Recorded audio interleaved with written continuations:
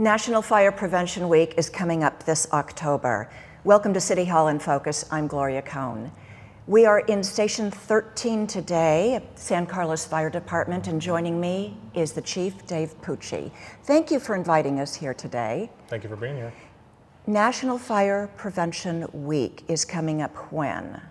The Fire Prevention Week is always the week that includes October 9th, and that's to commemorate the Great Chicago Fire from 1871. And is that how it came about? That's where fire prevention came from, was to start getting public safety information, fire prevention tips out to prevent another occurrence like that. And when you say the Chicago fire, we're actually talking about Mrs. O'Leary and the cows and all of that we remember? That's the story, yeah. And it became, from there, because of the devastation, a week devoted to preventing fires like that from happening. It underscored the importance of prevention in the first place, understanding that once a fire already gets going, that is going to cause a great deal of damage. So if we can prevent it in the first place, that's where we want to be.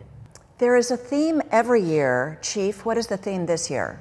The theme this year is don't wait, check the date, replace your smoke detectors every 10 years. So it's smoke detectors, and you have one in your hand. What other information do we need to know about this? Well, the old smoke alarms that were in our homes, we would always encourage people to replace the batteries every 6 months when the time would change. The new technology, better batteries nowadays, you can buy a smoke alarm and it will last for 10 years. The important thing is that we don't completely forget about it, because 10 years can tend to go by very quickly. So what we encourage people to do, and what the instructions are, is when you install your smoke detector, at the base of the smoke detector is a manufacture date. So you have to check that date periodically to make sure that it's not more than 10 years old, and if it is, you replace the smoke detector. You still need to test the smoke detectors once a week, is what we encourage people to do. And how do you do that? It's really simple. When it's going to be mounted on the ceiling, you just reach up and push the test button, hold it in place for a few seconds, and you'll hear the tone go off telling you that the battery is still good and the detector is still functioning. And you said replace the entire smoke detector, not just the battery. The whole alarm gets replaced every 10 years, not just the battery. So really, over a period of time, the number of times that we encourage people to replace the batteries, the cost is about the same. You have one battery, the smoke detector expires after 10 years. What is your suggestion as it relates to the location of every smoke alarm within a home? So at an absolute minimum, you want a smoke alarm every floor of your home. We also encourage people to have one in a very sleeping area of the home, because primarily what you want to be is alerted to the presence of smoke in your home in the middle of the night, so it can wake you up and you can escape the house. All right, you mentioned escape. Your suggestion is always to have an evacuation plan in store. In fact, you have children. You put them through something like this a few years ago. Why don't you tell us what you did? It was a good little adventure during the day. Was it? Always have at least two ways to get out of the house. And the lesson that I learned was, even kids of a firefighter, they were 4 and 6 at the time, that you have to practice this with them, because it's not something they're going to be able to do just because you've talked about it before. Especially with kids, they need to practice it. So what we did is I told them to get in their beds, and it was the middle of the day and they thought I was crazy. But I had them get into bed, and I actually triggered the smoke detector so they would know what it would sound like. And then they rolled out of their beds and they checked the door to their bedroom before they left that room, and crawled on the floor to leave out the door. So it was important that we practiced that, and they did very well. And then I did it again and said, okay, now you can't go out the front door. How else are you going to get out of the house?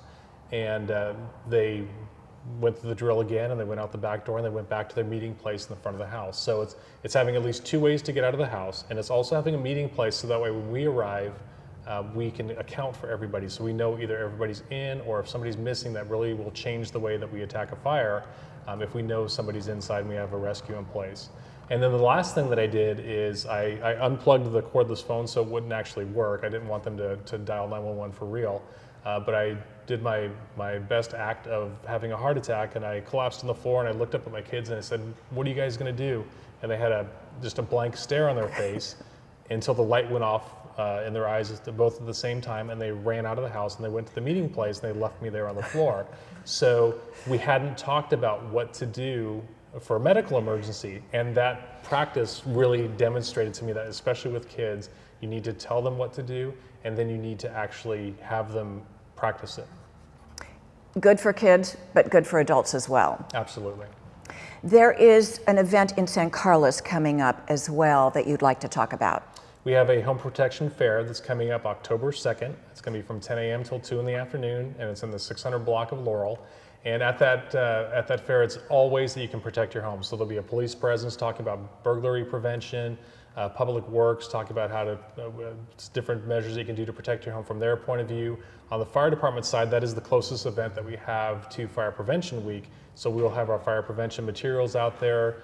We'll have a smokehouse so kids can actually practice leaving the smokehouse. It's a trailer that we bring out and they can actually practice in those conditions. So a lot of good information that will be available on all ways to protect your home for Fire Prevention Week and public safety point of view. And once again, it's October 2nd from 10 a.m. till 2 p.m. right next to the farmers market. Well, thank you very much for some very valuable information today about evacuations and about smoke alarms. If you want more information, go to the City of San Carlos's website. I'm Gloria Cohn, and this is City Hall in Focus.